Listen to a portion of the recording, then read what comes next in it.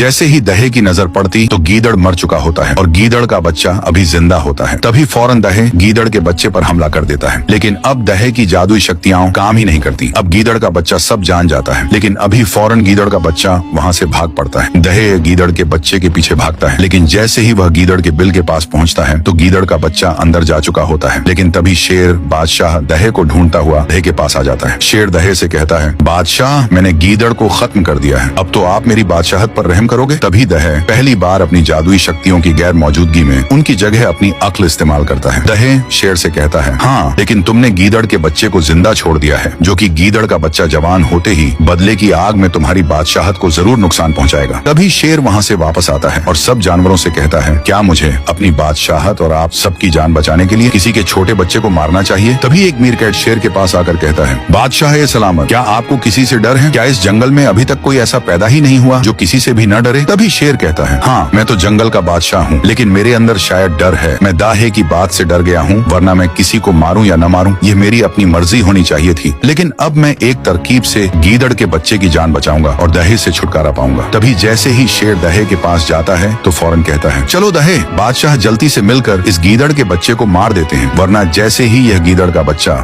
शेर ने दहाड़ मारी और आगे बढ़ा। जैसे ही आगे बढ़ा उसके दिल में कुछ हलचल हुई। मारखोर के चेहरे पर कोई डर नहीं था, सिर्फ दोस्ती और हमदर्दी। शेर को याद आने लगा कि वाकई मारखोर ने ही एक बार अपनी जान जोखिम में डालकर उसकी मदद की थी। शेर ने धीरे से कहा, मुझे याद आ गया, तुम तो मेरे वही दोस्त हो जिसने मेरी मदद की थी। लेकिन मारखोर, भूख बहुत बड़ी चीज है, पेट में चूहे दौड़ रहे हैं, कुछ करो। मारखोर मुस्कुराया, हाँ महाराज, याद आया वो देव पक्षी जिसने वादा किया था कि जब भी मदद चाहिए वो आएगा। भालू ने तुरंत कहा, हाँ बिल्कुल, उसे बुलाओ, वो जरूर कुछ इंतजाम करेगा। शेर ने ऊंची आवाज में दहाड़ मारी, ए देव पक्षी कहाँ हो, तुरंत आओ। अचानक आसमान से रोशनी फैली और देव पक्षी प्रकट हुआ। उसके पंखों से आग की चमक निकल रही थी। वो जोर से बोला, शेर भाई बताओ क्या बात है। मारखोर ने आगे बढ़कर कहा, शेर महाराज को बहुत भूख लगी है, उनके लिए खाने का इंतजाम कर दो। देव मित्र। देव पक्षी हंसा और बोला, यह तो आसान बात है, मेरे पास कई जंगली जानवर कैद हैं। ये कहकर उसने अपनी चोंच से आग का शोला निकाला। अचानक आग के बीच से एक मोटा ताजा झेबरा प्रकट हुआ। शेर की आंखें चमक उठी। वो तुरंत झपटा